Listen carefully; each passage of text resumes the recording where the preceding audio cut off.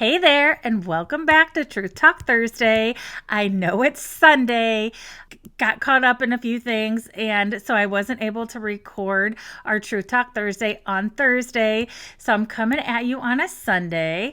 I'm Jenny Kimmel, host of Mama Drama and Trauma, and this is where I take you behind the scenes of each week's episode and share with you what we didn't get to talk about in the episode.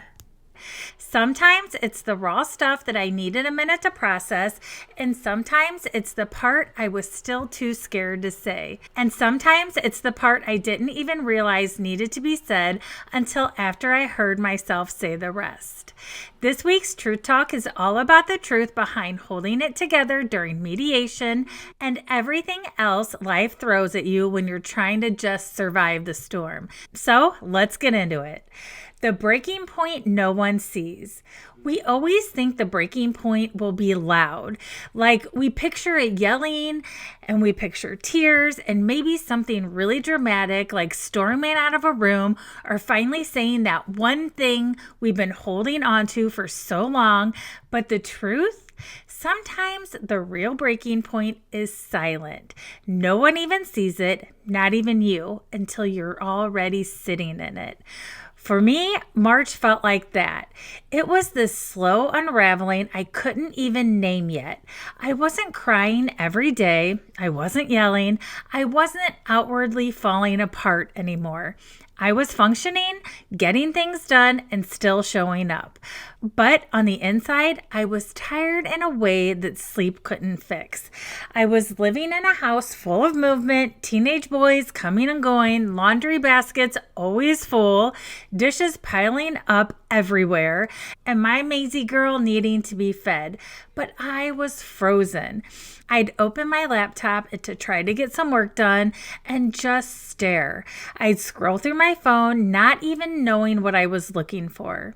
I'd reheat my tea 3 times before remembering to even take a sip. And that's when I realized this was the breaking point. Not the divorce, not the betrayal, not even the mediation.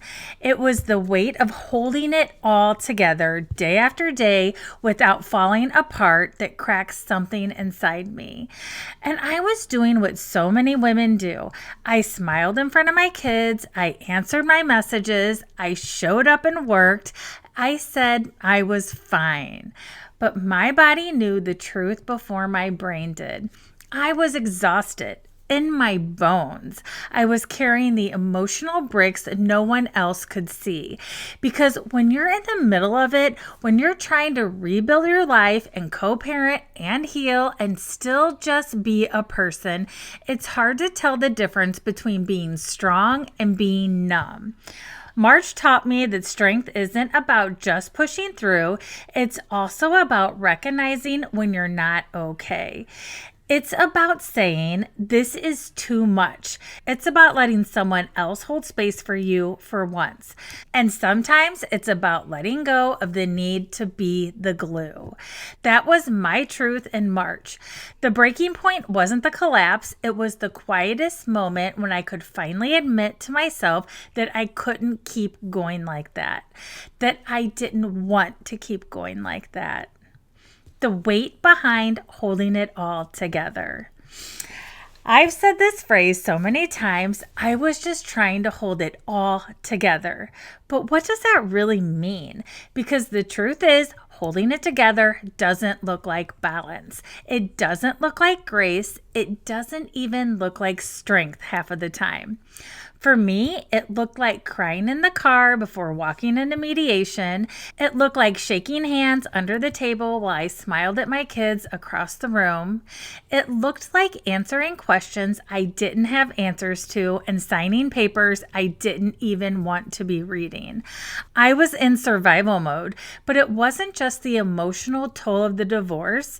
It was financial fear. It was watching my kids struggle. It was grieving the life I thought I'd have while pretending to be okay for everyone else. And mediation, that was the center stage for it all. It felt like a pressure cooker. Like I had to show up, look all put together, speak clearly, while in the inside, I was breaking down. I would leave mediation so emotionally spent that I couldn't even parent properly for the rest of the day. I remember one evening I just sat on the floor of my closet trying to catch my breath. Not crying, not even thinking, just sitting. That kind of exhaustion is hard to describe unless you've lived it. And yet, the world doesn't stop. Dinner still needs to be made, kids still have practice, emails still roll in, and so we hold it together. But here's the truth nobody really says. Sometimes holding it together isn't about being brave. It's just what we do when we're not allowed to fall apart. I wish someone would have told me that back then. I wish someone had looked at me in the eye and said, you don't have to fake it. You don't have to smile through this. It's okay if it's breaking you. That doesn't mean you're failing. It means you're human. So if you're in that space right now in the middle of mediation, grief, or trauma, or just the mess of it all, I see you, and you're doing way better than you think. Mediation madness. Let's talk about the waiting. Not the healing kind of waiting, not the hopeful kind. I'm talking about the kind where you just want something to be done, but it keeps dragging out. Week after week, appointment after appointment, signature after signature. That's what mediation became for me. I'd walk into that office emotionally ready to close a chapter and walk out with it wide open again. We'd tackle one part of the agreement and then wait. Another week, another phone call, another mental breakdown in the car on the way home. And every time we paused, every time we didn't finish, it felt like I had to start all over again the next time. Because I didn't just want it over, I needed it to be over. I needed the in-between to stop. I needed not to feel like I was living in limbo. I needed to be able to say, this marriage is over, and have it be true. Not just emotionally, but legally, financially, and logistically. But it dragged, and with every delay, the weight got heavier. I'd go home and want to get back into it the next day, just to end it, just to move forward. But instead, I'd sit in that same kitchen or in that same office, drink that same tea, and stare out the window or stare at my computer, waiting, feeling stuck, feeling like my life was still tied to someone else's timeline. It made me feel angry, and it made me feel so anxious. It made me doubt whether I'd ever really get to the other side of this. Because mediation isn't just about dividing property or parenting time. It's not just legal speak and documents. It's this constant tug of war between what you used to have and what you're trying to accept and what you hope your future might be. And when the process keeps dragging on, it feels like you're being asked to sit in the ashes and not rebuild yet. I remember one afternoon after a session, I pulled into my driveway and just sat there, hands on the steering wheel, music still playing super loud, engine running. I wasn't ready to go inside and face the silence. I wasn't ready to talk to anyone. I wasn't ready to explain why nothing had been finalized yet again. So I just sat. Sometimes surviving looks like that. Just sitting, just breathing, just not giving up. The voices that pulled me through. Sometimes when everything inside you feels like it's breaking, you need someone else to remind you that you're still standing, still fighting, and still capable. That's what this segment's about. The voices, real, grounded, encouraging voices that pulled me through the noise of March. March was messy, It was emotional, it was expensive, and it was exhausting. But within all that chaos, there were moments when someone else's strength helped me find my own. I want to talk about my friend, Christy Lewis, for a minute. She's the kind of woman you want in your corner, not just because she knows her stuff when it comes to real estate, but because she knows how to see you. Not just the version you're showing the world, but the version that's holding it together by a thread. Christy sat me down one day and said, Jenny, I don't just see what you're going through. I see what you're building, and I see what you're capable of. You have something special. You have a voice. You're already doing it. And I think I needed that more than I realized or she realized. Because when you're going through something like this, divorce, betrayal, mediation, solo parenting, career transition, you can't always hear your own voice. It gets drowned out by fear, guilt, and overwhelm. So when someone outside of you says, you've got this, and I see you already doing it, it hits different. It grounds you. I remember leaving that conversation with Christy feeling like I had just enough wind in my lungs to keep going. Not because I had it all figured out, but because someone I respected saw value in exactly where I was. It was a reminder that I could carry into the next mediation session, into the real estate classes I would begin to take, and also into parenting, into the quiet moments on the porch where I'd still cry sometimes. And it wasn't just Christy, my mom, my sister, my sister-in-laws, Dr. Christy, Dr. Denise, all of them in their own ways showed up for me in March, sometimes in huge ways, sometimes in small, steady moments that mattered just as much. Even my kids, my boys, reminded me who I was. They didn't always have the words, and I didn't expect them to, but they still showed me strength. They showed me resilience. They showed me that I had to keep going because the version of me that they were watching rebuild herself, that version mattered. So if you're in a season where your voice feels small, where you're doubting whether you can hold it all together, I want to say this to you. Borrow someone else's belief in you until your own voice gets loud again. And if no one else is saying it right now, let me be the one to say it for you. You are doing so much better than you think. You're showing up, you're learning, you're hurting and healing at the same time, and that's brave. The silent strength it takes to keep going. You know what no one really talks about? The quiet strength that it takes to keep showing up every day when your whole world is unraveling behind the scenes. There's a kind of strength that no one applauds, the kind that doesn't look brave or powerful or inspiring. It's the kind that lives in the small, exhausted breaths between the tears. The strength that whispers, just get through this day.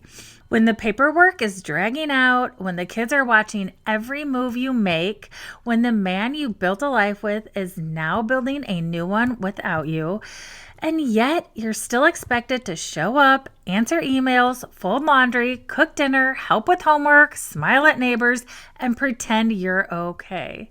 That was March 2024 for me. I was barely hanging on some of those days in March. I was functioning, I was showing up, I was doing what I had to do, but barely. People say, you're so strong, but they don't see the breakdowns behind closed doors. They don't see the pacing back and forth at night, rereading text messages that you wish never existed. They don't see you replaying the last conversation over and over again in your head, wondering how someone can move on like you never, ever mattered to them. They don't see the way your heart races just hearing a notification ding, hoping it's them, but then again, dreading that it is. Strength doesn't always look like confidence. Sometimes it looks like trembling hands that still manage to turn the doorknob and face the world again.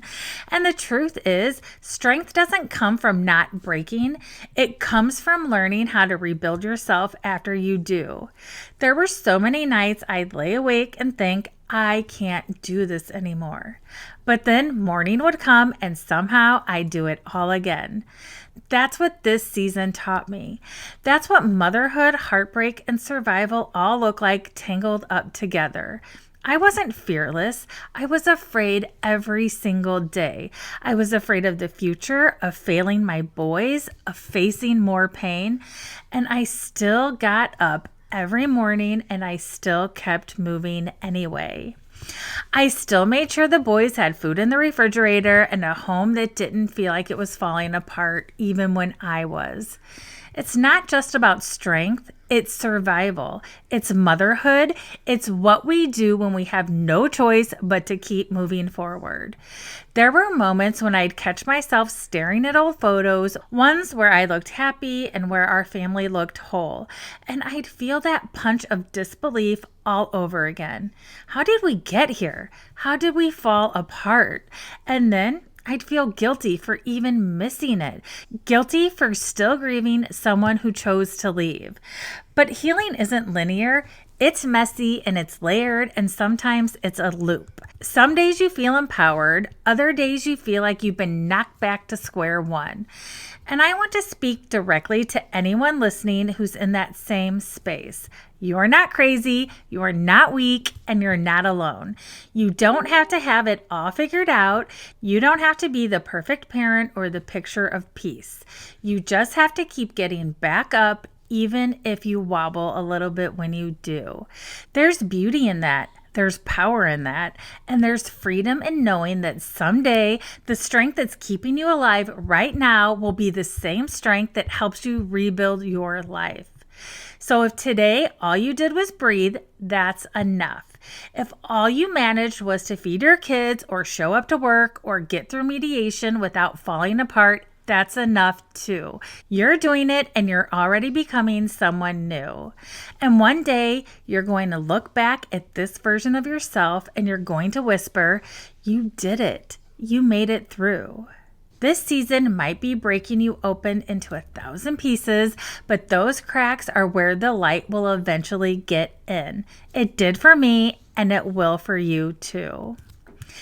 Thanks for spending some time with me today on Truth Talk. If this episode hit home, if you felt seen, or if you're in a season that feels like straight up chaos and heartbreak, just know you're not alone. This podcast, Mama Drama and Trauma, is my real-time journal of healing, heartbreak, motherhood, and becoming someone new after betrayal.